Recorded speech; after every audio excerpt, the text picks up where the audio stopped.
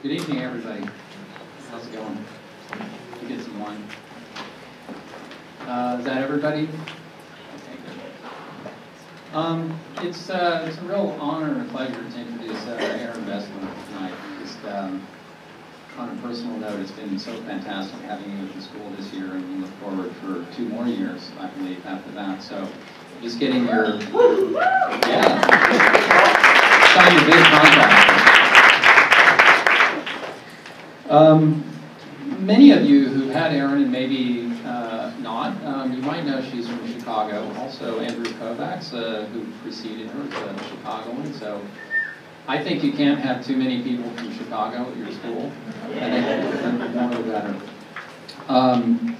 You may not know some other things, but she's a graduate of New Trier High School. If you Google New Trier High School, you're going to find the biggest, longest list of amazing alumni from the school, including like the Emanuel brothers, Rahm Emanuel, the current Chicago mayor, or actor Bruce Dern, or musician Liz Phair. And there's Erin right there. What an incredible group of people. And who? Donald Rumsfeld. Illustrious. And not only in high school, but prior to that, Erin was a very, very high-end, talented hockey goalie. And I believe one of the best in the city, and she spent her childhood with her parents driving around to tournaments and being very, very serious about it. And I was regaled with those stories one night at dinner. Fantastic. She went on to Yale to study architecture, and most of you know she graduated from SciArc a few years ago with her project, thesis project called Low Fidelity. And I think you've also probably seen the movie that was made, widely viewed. And I remember when I saw it, how many emotions it touched in me, from the seriousness of it, the obsessiveness of it, the humor that was in it, the craft that was involved in making it, and that it used that medium itself, along obviously with the installation of the work. Really pretty captivating, and I think still a reference point for, I think, the content of what her work is, which is a lot about the distance and reflexivity of architecture, how it's mediated, how it's made, illustrated, drawn, constructed, and deconstructed. You know, 15 or 20 years ago, maybe even longer, the most experimental schools were typically asking kind of poetic questions like, well, what can architecture be?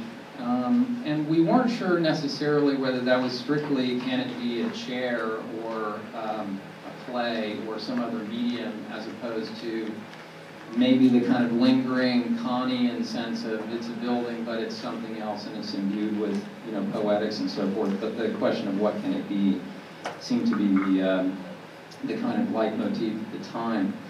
I wonder if today Erin's work and questions, and bear with me on this, might say to a certain extent what architecture is and is not, even though that sounds definitive. The work is also operating under the realm of the question, because if architecture and what it can be is a poetic question, establishing distance between architecture and modes of representation sort of says, in the first case, what architecture is.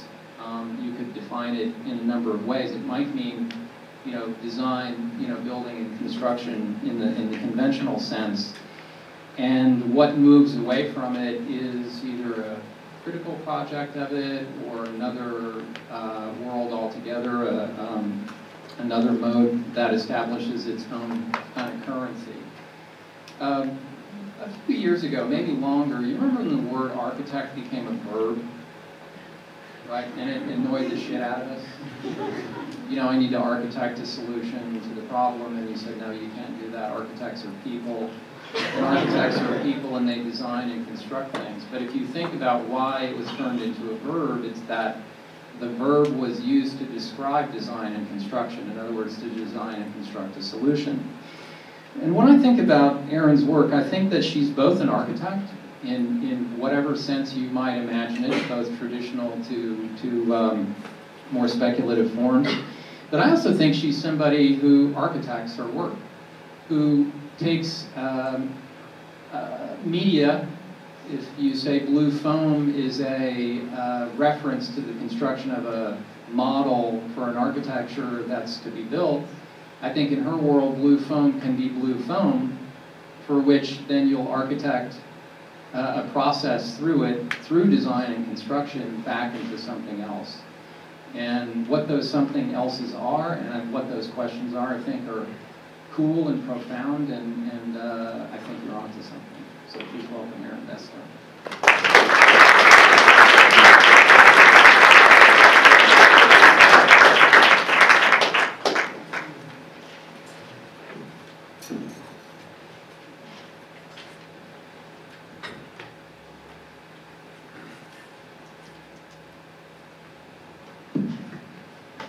Does that sound good?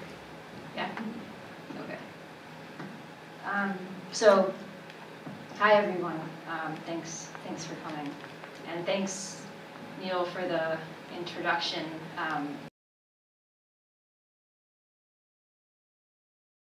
Actually provided a lot of insight into what I'm doing, and for all intents and purposes, it was the best introduction I've ever had, and also the sort of only introduction I've ever had in this room. Before I begin, there's something I have to do. It's important. It just came up a couple minutes ago, and when I was studying at SciArc, Jason taught a visual studies course there, and I was in his course, and I've upgraded to spandex now, but at the time I used to wear gym shorts, like athletic shorts with different sort of stripes in schools. They were just mesh athletic shorts. I would wear those every day, and he gave me a really, really hard time about them. And eventually it sort of became this joke that maybe one day we would go play tennis or badminton, and he would wear his shorts and I would wear my shorts, but then he kept finding excuses for why he never had his shorts. So I've had these shorts for a while, Jason, and I just wanted to give them to you. A little bit.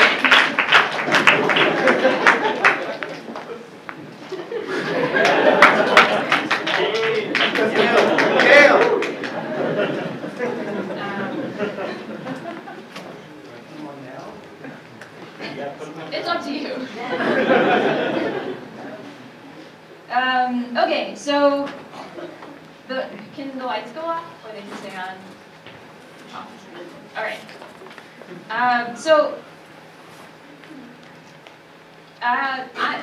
The title of the talk, or this talk, is the Teaching Fellowship Lecture. I'm the teaching fellow. And so in thinking about what I really wanted to talk about tonight and how I wanted to talk about it, I thought I would try to kind of unpack the teaching fellowship as a thing of its own. And also the ways in which it relates to and sets up sorts of some larger ideas that I want to get at of how you or how I or how one might teach their work. So just to take a look back for a little bit, in the United States, teaching fellowships exploded following the formation of the GI Bill, mainly to recruit bright young veterans back that had just finished their higher education. So they were being recruited mainly into PhD programs at Princeton University. And the teaching fellowships provided full funding with the stipulation that they would at the same time prepare for and kind of continue a career in teaching. So in the US, a teaching fellow has been a kind of advanced graduate or a doctoral student that for a stipend or small kind of compensation or fee reduction assumes some roles as part of the faculty and teaches at least one course in their sort of respected area of study. So that's that. It seems to me, though, that we've kind of adopted a slightly different model here in architecture. In the British model, a fellow is a full member of faculty with the same sort of responsibilities, expectations, and compensation as what one might call traditional academic faculty. So either way, though it seems to me that what's common across all ideas of the teaching fellowship is that the fellow occupies a kind of strange and unique space between one's own education, which involves the kind of articulation of a project, and the education of others and other projects. So for me, it's a position that centers around an understanding of received knowledge as maybe the only thing that you can kind of give to someone else, and somehow in doing that, gain even more in the process. So, as a teaching fellow, teaching and work are kind of strangely tied up in the space between the two, and teaching my work and things that I'm interested in and setting up a discourse around that work has been a site of actually a lot of anxiety for me, and has involved a certain kind of production or work of its own. So a lot of that work has been located in trying to create and develop pedagogy, P-word, around a discursive project. So as someone just entering this side of architecture education, it seems that a lot of attention has shifted away from working through and trying to articulate the workings of a project to trying to arrive at some kind of foregone or singular or best solution towards some kind of end, which usually results in something that's sort of like suitable for defense in front of a jury, which removes the discourse that inevitably falls out of working on a project and putting the focus on trying to concretize and substantiate ideas with demonstrable testimony. So, an arrangement that requires solutions for things to be solved and tries to claim that one is better than another seems to me to preclude the discursive project and negate the productive nature that problems in architecture have had.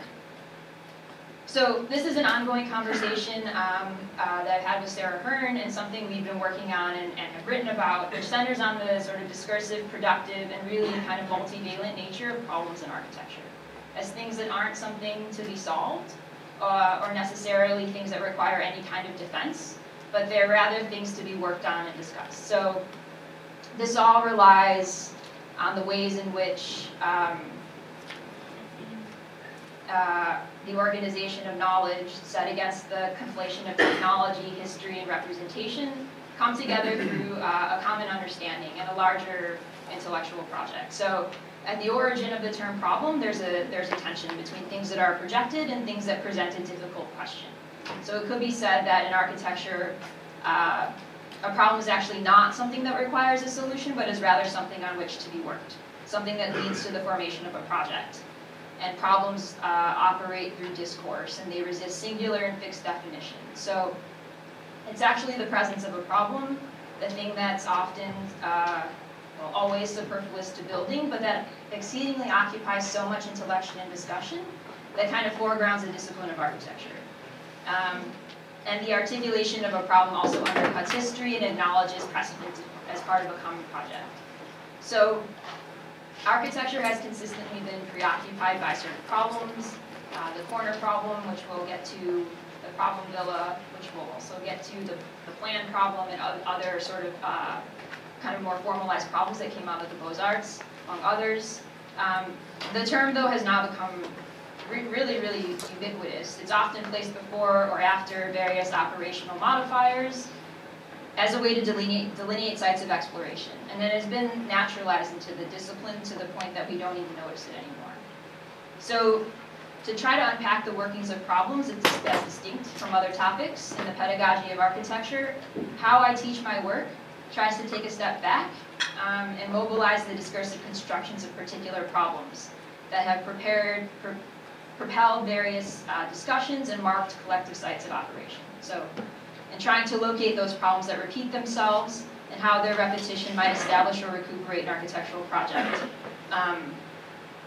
as well as the ways in which the repetition of a problem challenges the authority of an author and produces collective forms of production. So, in each moment or site of production, there's a kind of self-consciousness that needs to be acknowledged, and the nature of problems in architecture means that doesn't end in a single or best solution, but rather in kind of other problems. So really the focus for me has been on how to situate or resituate the problem in architecture as a discursive thing at the site of the project, as something that can be worked on. So really how you set up one set of problems, and if you're really good, or if those problems are really good, they'll lead to others. And rather than leaving those things behind, rather than sort of discarding the fallout, they become territories to enter.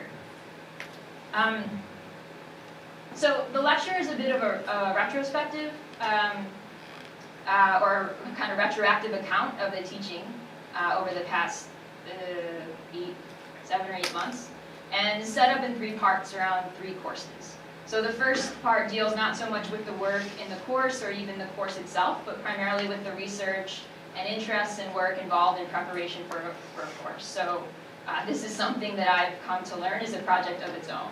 Sort of all of the work that you do to just prepare for a course has an enormous amount of fallout in there. So the second section tries to articulate the way that one particular problem that hasn't necessarily been kind of set up yet, hasn't necessarily been, we could say, named, might be brought into focus.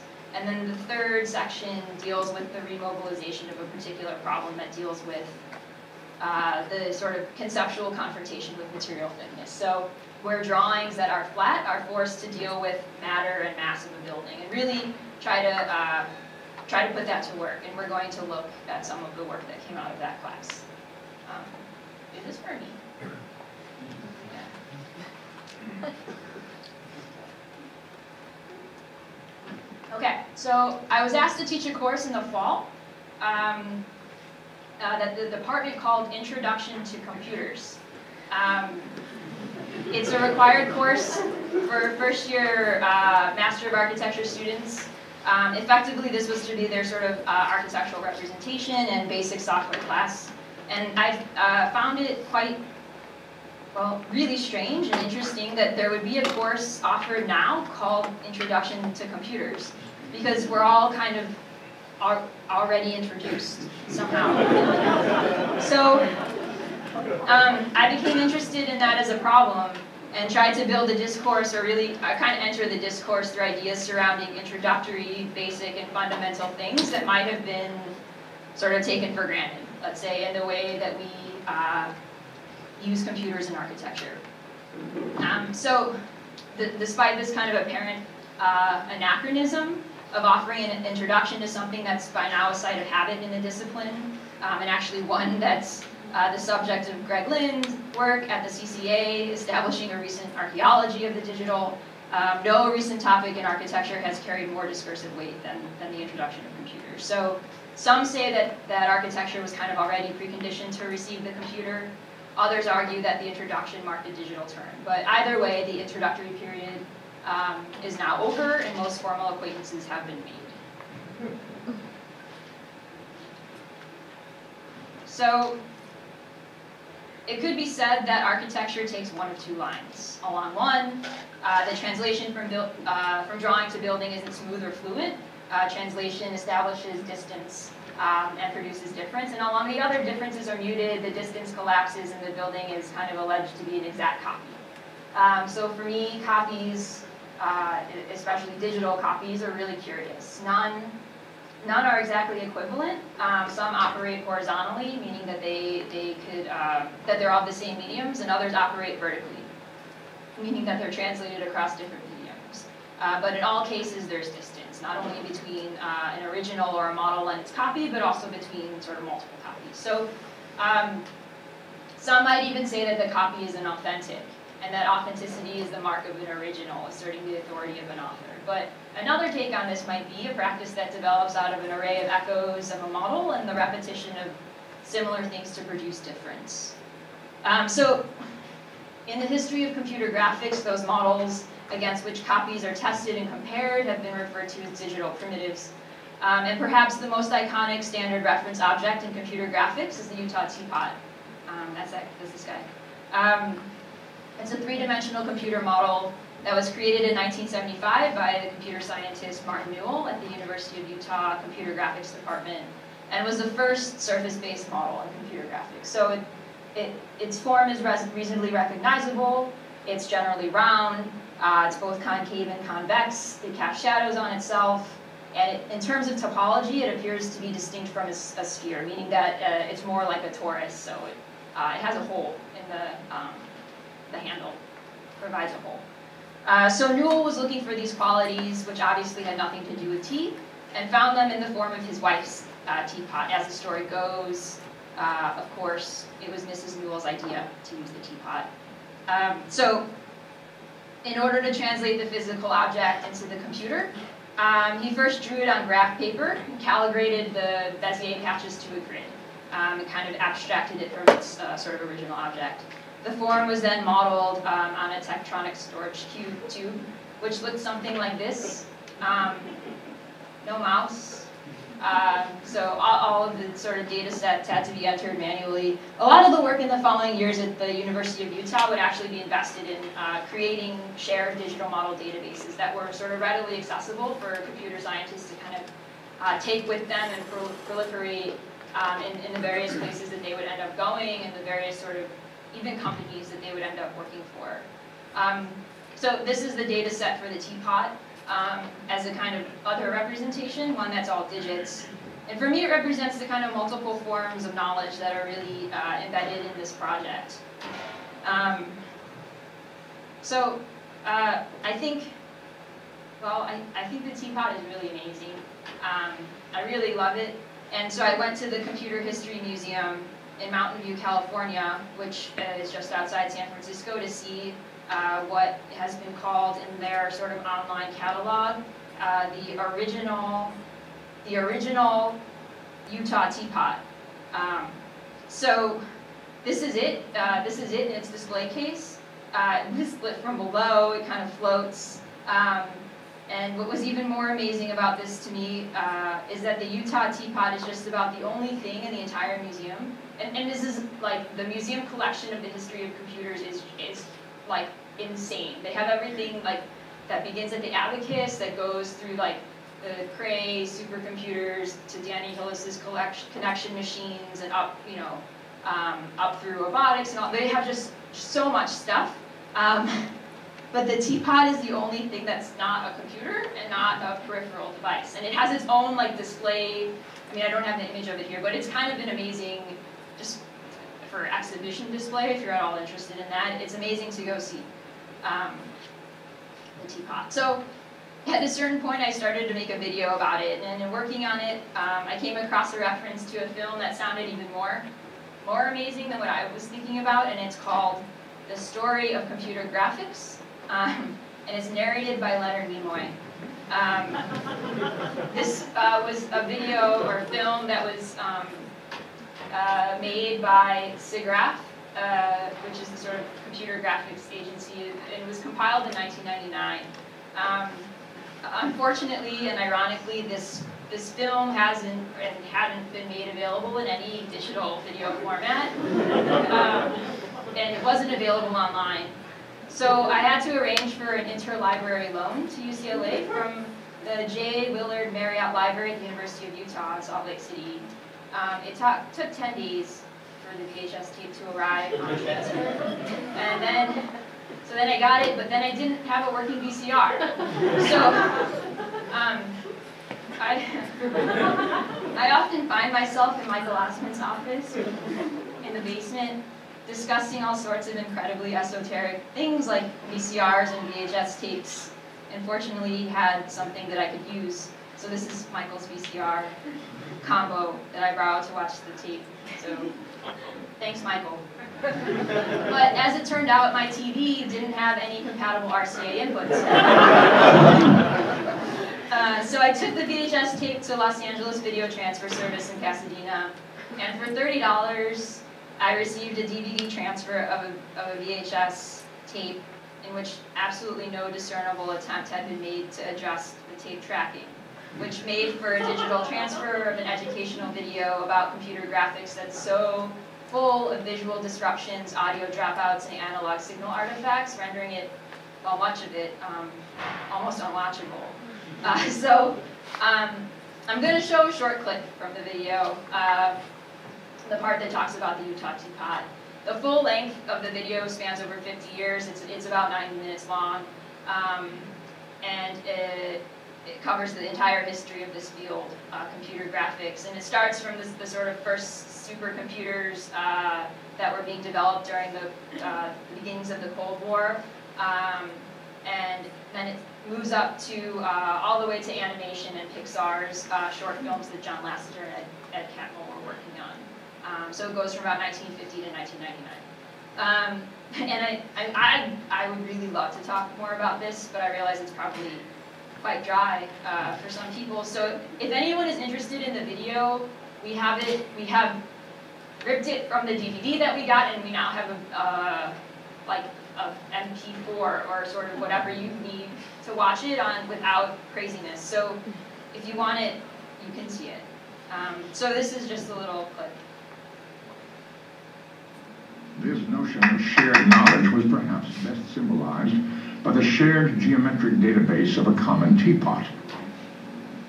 The original teapot came from ZCMI, which is a department store in Salt Lake City. It was my wife's teapot, and it was her suggestion that that could be used as a model for objects to test image synthesis algorithms I was working on. The reason the teapot became so widely known and widely used in computer graphics is largely due to Jim Blinn. When I was working on my thesis, I was also writing a program on rendering techniques, and I needed some way to test it out. And the teapot turned out to be a very nice test bed of rendering techniques because it has lots of different types of shapes in it. There's large bulbous areas on the main surface. There's a what's called surface of negative curvature along the spout. There's very sharply creased areas around the rim. There's places where the patch comes together all in a point right at the middle of the handle. All these things are good to see if the rendering algorithm is going to break or not. Okay. So he goes on after that to talk about the different types of sort of rendering algorithms that they were developing. But I want to get back to the teapots specifically. So in terms of the computer, it's generally assumed that the computer is quite good at making copies. Right? Files can be duplicated over and over, words are lifted seamlessly from one source to another, and imagery is extracted to create entirely different images.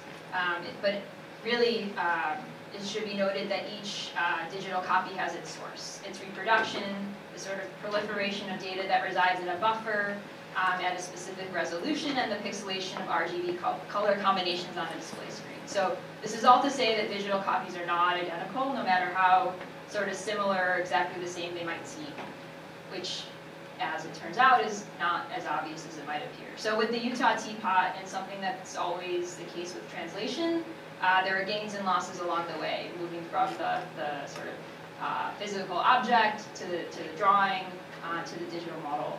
And not only was Mrs. Newell's teapot subject to the sort of imposition imposed by a grid, but also the digital model had no bottom surface.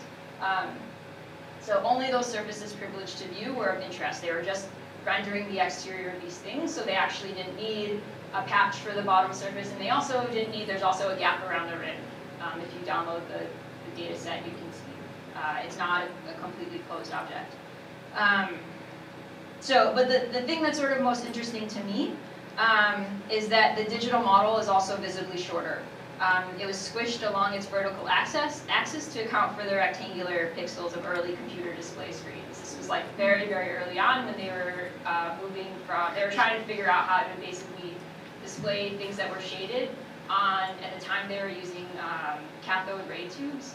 And they needed something that was, that could basically deal with shading. So with the first renderings of this, they basically hooked up their computer to a normal television in order to get out a shaded model. So, and those had rectangular shaped pixels. So rather than accept a distorted rendered image, the digital model was squashed. And the scaled model has become pervasive within computer graphics communities and is distributed as a kind of referent form, a primitive with many software packages. So, for example, the guys that were working on this project, some of them went to various companies, Autodesk, Intel, Adobe, all these things, and now the teapot itself, just because it has nobody sort of owns it, it's entered the status of a sort of digital primitive that you can kind of click and plop into your sort of three-dimensional scene. So like 3D Studio Max, for example, is right there and readily available. So this might present an essential problem and ask the question, what then is the real original? What's the model? Perhaps it's the teapot that resides in the ephemera collection of the Computer History Museum, but this of course is also a copy, one of thousands produced and sold in department stores. So maybe all of the teapots are just copies of copies of copies, and from a digital model one can make any number of copies. And so to ask for the authentic original in a digital scenario seems to make little sense. So this is Jim Blind. We just saw him in the video. He's most commonly known for the Blind shading model that he developed alongside Martin Newell in the Utah Teapot. It's the Blind shader. It's one of the three sort of standard shaders in rendering software. And he's also the author of numerous columns on computer graphics, where he sort of held the position. It was sort of like a nerdy version of Dear Abby. It was called Jim Blind's Corner, and it was like in the bi-weekly IEE like newsletter, where he would answer people's questions on like what's a pixel or things like this. So those were collected and published in 3 books, all of them called Jim Blind's Corner. This one's subtitles, notation, notation, notation. And it's really because of him that the Utah Teapot became a universal object used for comparing the differences between a physical object and an image produced by a computer and displayed on a screen. So in terms of teaching and where all of this is kind of going, beyond just a general interest in computer graphics, this brought me back to the notion surrounding a critical problem that I've been working on, which is the problem of difference, the problem of differences. So if you look outside architecture for just a little bit longer, we find Alvin Lucier. That's him. He was a member of the Sonic Arts Union and is probably actually most well known for a piece called "I'm Sitting in a Room," if he's known at all. And so Lucier had a stutter, and in this work he basically reads a text, records it, plays it back into the room, records it again, plays it back to the room, records it again, and is trying to kind of smooth out any irregularities his speech might have. So the entire piece is actually over 45 minutes long. We're not going to listen to the whole thing. Each segment of the recording, each sort of recursion is only about a minute. And I just wanted to just sample a few bits from here for you guys. It's a little creepy in the beginning, just the sort of his cadence and the tone of the voice, but then it gets kind of amazing and actually really sort of beautiful as it plays on. So, I am sitting in a room different from the one you are in now. I am recording the sound of my speaking voice, and I am going to play it back into the room again and again until the resonant frequencies of the room reinforce themselves, so that any semblance of my speech, with perhaps the exception of rhythm, is destroyed. What you will hear then are the natural resonant frequencies of the room articulated by speech. I regard this activity not so much as a demonstration of a physical fact, but more as a way to smooth out any irregularities my speech might have. Okay, so that's the sort of first recording, first pass through. If he does this again and again, we're just going to skip ahead a little bit, just so you can get an idea of what this ends up doing. I am sitting in a room different from the one you are in now. I am recording the sound of my speaking voice, and I am going to play it back into the room again and again until the resonant frequencies of the room reinforce themselves, so that any semblance of my speech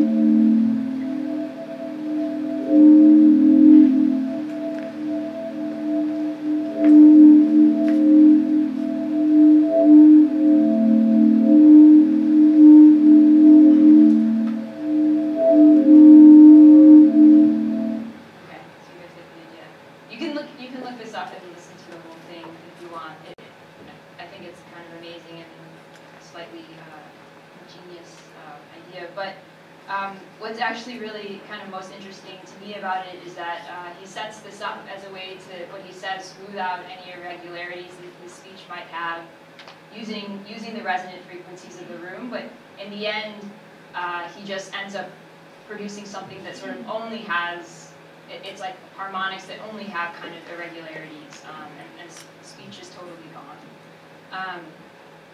Okay, so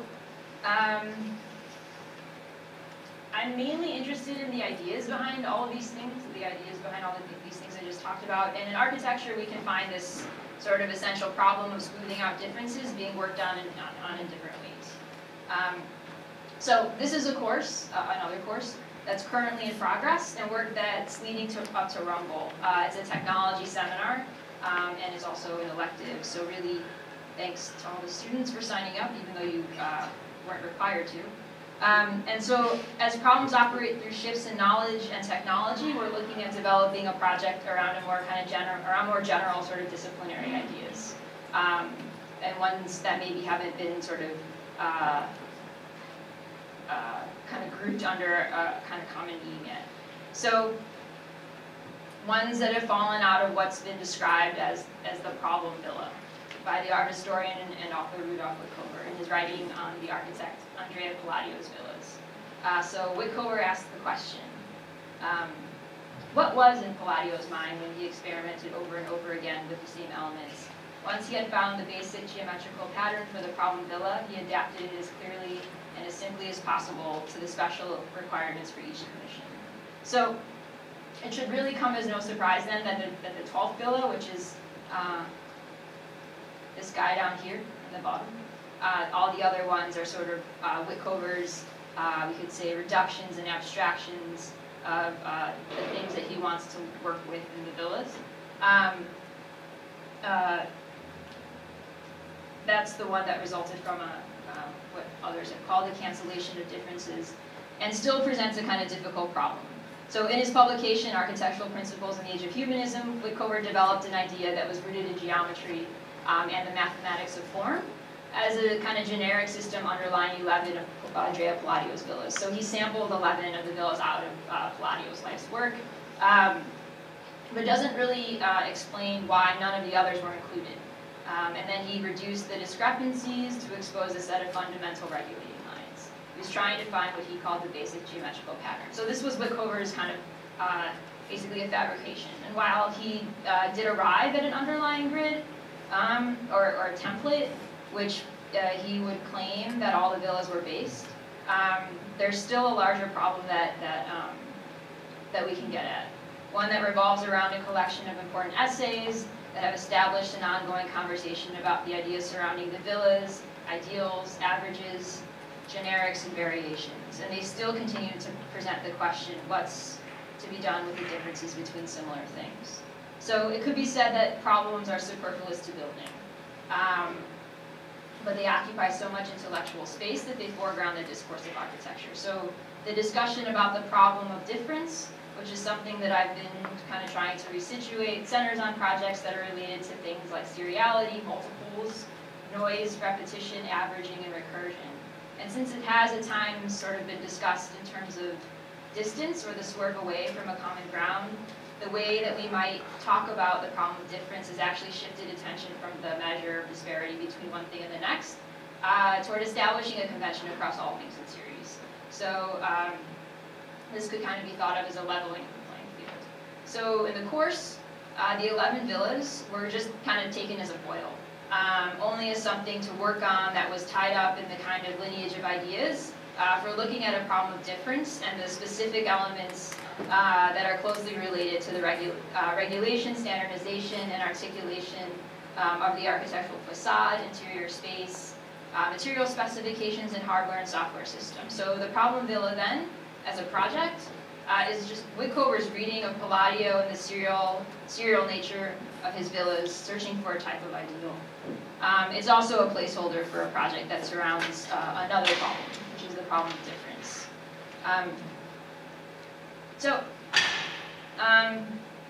So some projects have sought an end in things that are not reducible and try to get at the most discrete description of shape and form. Others have kind of focused on tolerance, calibration, comparison, and averaging.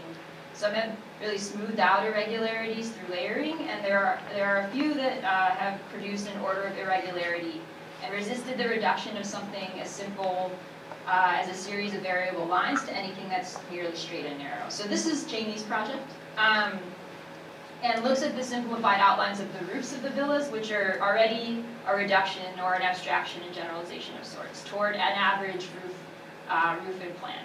So the project begins a conversation around an average or averaging curves in space. So this takes 11 things and averages them to one. One thing through a process inherent in the computer software called tweening, which produces one thing in the conceptual space between two things. So in the digital model, a curve can be described as an average path that passes through a series of points in a closed curve that path has a seam, or the point where the curve starts and ends. So the process requires that the averaging of curves happens in pairs and moves through all 11, reducing the count by 1 at each step, down to 1. This relies on the location of the seam, the direction of the seam, and the relative size and shape of the curves. And so the one thing that's consistent through all of these curves is just one single point. Just the curve seam is the thing that's sort of governing all of this. So the order of the tweening, meaning the order that the original 11 sort of things are arranged in, also matters. And different orders of arrangements produce different things. So it could be said that the process of averaging and reducing surrounding the problem of difference in this case is inherently tied up in the production of other kinds of difference. So we're also forced to deal with how we organize and arrange projects of difference in multiples, along with the problem of choosing. So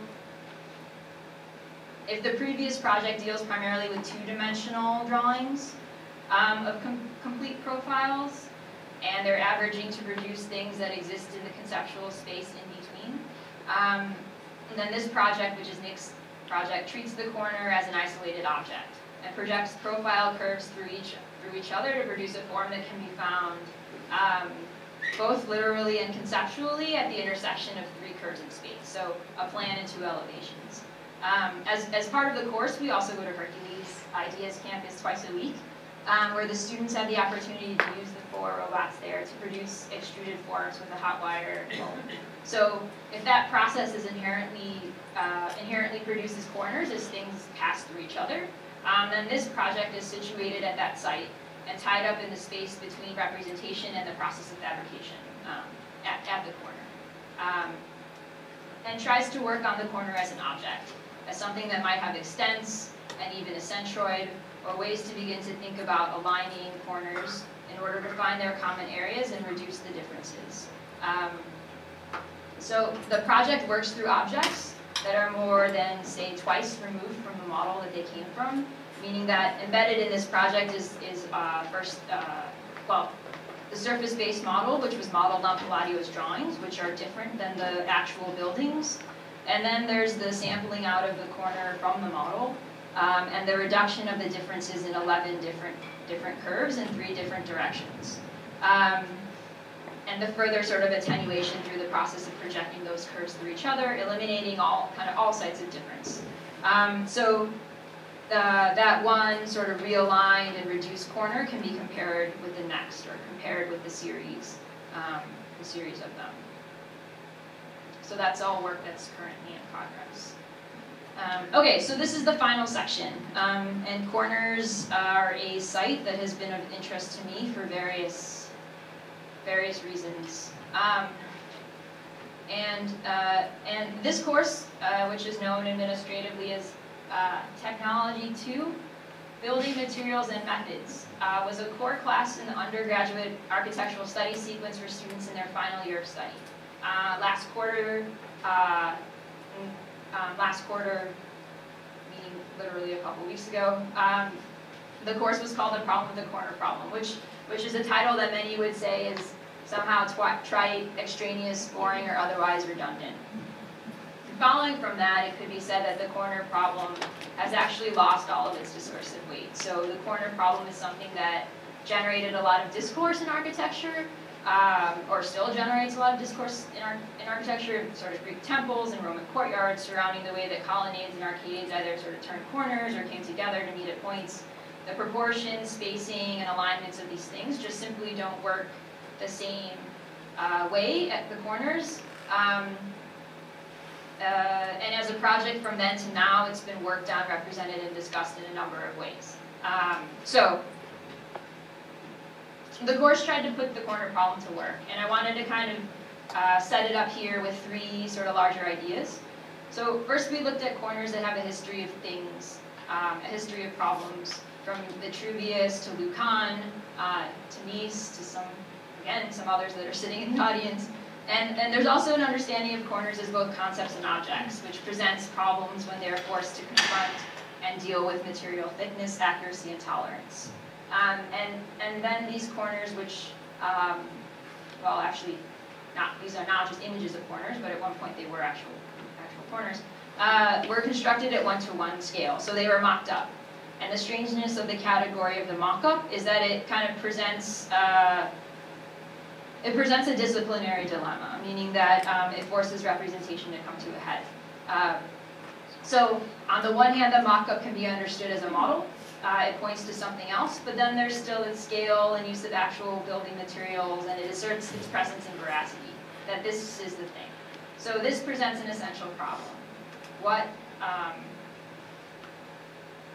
are they the things pointed to, or are they pointing to something else?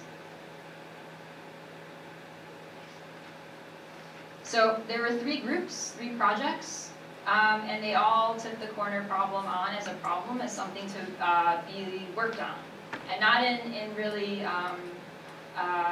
any way that requires a single or even a kind of correct solution, really as a way to participate in a kind of ongoing set of conversations as projects that acknowledge that which came before through collective forms of production, which is part of a larger intellectual project. So some blurred lines, and others sort of pushed right up against disciplinary boundaries. So underlying all of this work is the term problem as a kind of preemptive, and also as something that in a way resists singularity and fixed definitions. And so the problem with the corner problem could be thought of as the project that surrounds it. As something that we can work on, and in doing that exposes the disciplinary organization of knowledge over time. So we looked at others that have worked on or around the corner as a problem in architecture, mainly taking three sort of examples or precedents from a text from Peter Eisenman. So we are looking at the interior courtyard at Santa Maria della Pace, where you have two colonnades of sorts that come together that have these kind of pilasters of another order sort of superimposed on them in front of the line that would be the interior. And when they come together, they swallow up everything except for this little this guy, this nubbins from the Ionic volute. That's the only thing that's left over. And then in Palazzo Ducale and the interior courtyard at interior Pazzi Chapel, which was the image on the syllabus. The Pazzi Chapel is also really kind of strange. There's these pilasters that fold. So you could imagine that rather than that project sort of being developed through this type of drawing that we'll get to, kind of unfolded drawing, where things are laid flat, it was sort of unrolled in elevation and then rolled back up. So there's actually, the pilasters have they have ornament on their depth, meaning that it suggests that something probably got absorbed into the wall that we just don't see anymore. So all of these projects are sort of rectangular in shape, and each group took on a different precedent without any kind of singular method, but rather ones that were informed by the kind of specificities of each particular problem. and certain interests that came out of that. So the projects that we brought into focus primarily revealed their workings, or one way that we might kind of begin to read them, through the strange appearance and disappearance of moldings at corners. And these also differed from others that have been working on this problem, some of whom, again, same people sitting in the audience today. And they also worked on the other problem that we just talked about too. So in this consideration of the fact that the corner is as much a concept as it is an actual thing, it's something that we can point to no matter how undefined its beginnings and ends might be.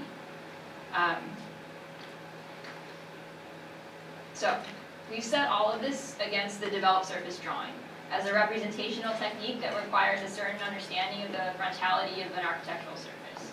And it has its limits there on the sort of flat surfaces of the interior. So it could be said that the aberrations caused by this technique are one way to conceptualize the strange appearances of details at corners as they kind of come right up to the edge, but still fail to consider the fact that material surfaces have depth.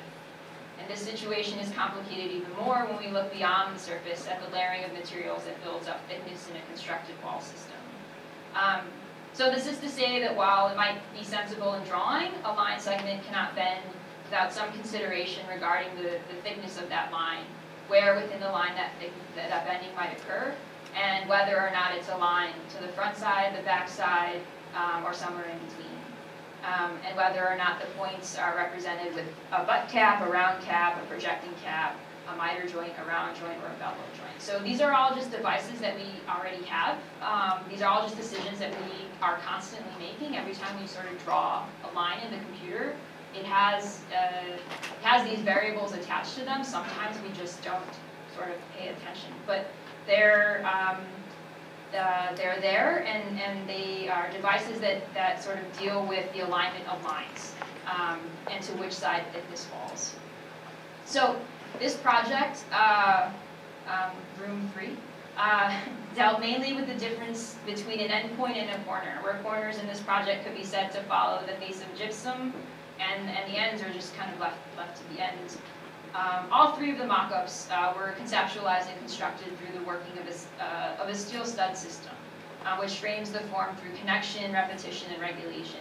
So in a sense, and this is room 1, in a sense the studs are like a colonnade. In some cases it's two that intersect at points and or seams, and in other cases it's a continuous line that's been folded and creased. So the steel stud was a kind of standard and somewhat abstract measure that we set against a distance. So the project developed out of negotiations to maintain a certain faithfulness to the spacing and quantity of studs found in an initial, quite typical rectangular space of the same size and scale. In some cases there are clearly more studs than are necessary, maybe even too many, but they're more actually like conceptual or representational markers. So this was an attempt to establish a playing field using a rectangle as a representation of the surfaces of the interior in plan as a point of departure, along with the steel stud and its component system. So there's also the moldings, which sit at the site which has historically called attention to the presence and workings of a particular project. And the study of the origin of molding is really a problem that is tied up in construction and material thickness, and they are things that consistently have profile beyond the surface and have been used to bridge gaps, both technically, conceptually, and also really aesthetically. So this project developed out of the generalization of the architectural surface, and that surfaces are abstract, and we should be able to project one onto the other. In this case, the moldings came from an entirely other space. And even though the surfaces themselves in this project were executed with an almost kind of machine-like finish, we could say even level 5, the placement of the moldings was really terrible and produced gaps all over the place. The level of precision was quite low, the tolerances were way too big and created physical gaps, and not a single piece lined up the way it was supposed to. So if the basic problem, the corner problem, has to do with material thickness and what happens when matter meets a drawing, then the materials in this project produce the problem kind of all over the place.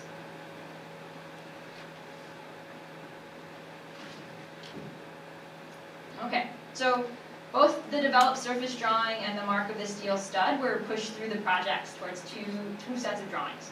As disciplinary devices, one set of drawings led the construction set and specifications, as well as the construction of the mock-up. Quite literally, in fact, as some of the projects are conceived and constructed directly through that particular drawing, the sort of developed surface, which has its sort of a partner, an analogous partner in tilt-up construction. So, at the final review, there were two discussions that have stuck with me for the last few months. One was about the relationship between the work in the course and the workings of BIM, or Building Information Modeling, and the other was about the UPC product code stickers that were left on all the studs, which I became obsessed with after that. So it was strange to me that some of the students actually modeled digitally all of the studs, sheets of drywall. Some even went so far as to include the joint tape in both types of screws, in order to then produce a set of fairly conventional drawings from that. So in some cases, the digital models contain a certain level of information, sometimes so much information that they develop their own language. And that for me raised questions about what we actually kind of intend to capture in all of these different things. And in the concept drawings, process drawings, sort of construction drawing sets, digital models, physical models, and mock-ups. And ultimately, these are sort of different forms of knowledge and develop multiple representations of the same thing. So the mock-ups for me are really curious. These are images from Eero Saarinen's practice of the stair mock-up for the expansion of the Jefferson Memorial in St. Louis. Totally removed from its context, and there's a kind of paper-thin surface that folds over the risers of the stairs, and it's all supported by this quite janky scaffolding system underneath here that we're maybe not supposed to see, but that I am really interested in. So on the one hand, they can be understood as models, as representations of a conceptual project that points to something else, or we could say as an image, maybe as a placeholder for something not present. But on the other hand, the mock-ups slip past the model. They're executed at one-to-one scale with actual building materials, and in that sense, they might be thought of as kind of devices for validation or proof. So their closest in scale and material to the actual seems to be what allows for the mock-up to attest more readily to what we might call an original. But they're not just physical things. They have a front, a back, and sides, also tops and bottoms. And this exposes things that we're maybe not typically meant to see, but can work on in a way that is really only possible in a physical freestanding object, with a kind of that tries to claim a kind of sincere and particular relationship to the set of construction drawings that it came from. So in relation to the discourse surrounding problems in pedagogy, it could be said that in some ways the mock-up, and I don't think everything should always ever be mocked up, but that the mock-up, while it's a very strange thing, that I could say maybe we try to discipline, actually does a certain kind of testing of its own, relieving that from the jury, and forces the discussion to another level. That's less about individual projects and more about collective forms of production, and really what's at stake in the specificities of the larger problems that we're all sort of working on right now. Let's see. Oh, last. Okay, stickers. And this was something Sylvia kind of picked at for a while, and it just sort of stayed in my brain. But so back to the stickers and their location within the space, this space that we call the poché, meaning the space that's normally concealed within the thickness of the wall. As architects, we're typically only concerned with, or really maybe most concerned with what happens on either side of the poché, and leave the rest of the junk in there to other people. But this space is what's exposed on the backside of the mock-up. It's something that we were very, very conscious of in the course, and something that we sort of even designed and controlled and all of these things. And it's where architecture and manufacturing industries sort of begin to come somehow together, that you have these sort of different languages. So this begins, or can, and I'm hoping to begin to enter this into a conversation surrounding the relationship between a mock-up, a model, and a piece of construction. So all of these things, all of these ideas, and really just back to the stickers for a second. These are the things that sort of you can begin to think about organizing sort of systems, distribution of parts, all of these things. I mean, maybe we could even say that the stud, which is totally generic, that the sticker gives it some kind of specificity, that depending on the kind of information that's on it, where it has to go, and all these sorts of things, you can kind of track it. So all of these ideas are embedded in a show that will be opening at the Mackey Gallery in the fall on October 3rd. That I'll be working on over the summer with some of the students, and also some of the sort of larger ideas are in 2 forthcoming publications. One is called Some Scale Models That I'd Like to Know, which will be published in San Rocco. It's co-authored with Erin Besler, and also an essay called Neither Nor on Faithful Images in Photography and Preservation, which is being published in Future Anterior and co-authored with Sarah Blankenbacher. So that's about all. Thanks so much to everyone for coming. And I also wanted to thank the staff and the students who I've worked with this year. You've all been absolutely amazing, and also to the fellowship committee for the incredible opportunity and really such an incredible amount of support. Greg Lynn, Michael Osman, Jason Payne, Sylvia Lavin, Hitoshi Abe, who he wasn't able to make it, Mark Mack, Craig Hodgins, and Neil Denari. So thanks everyone so much.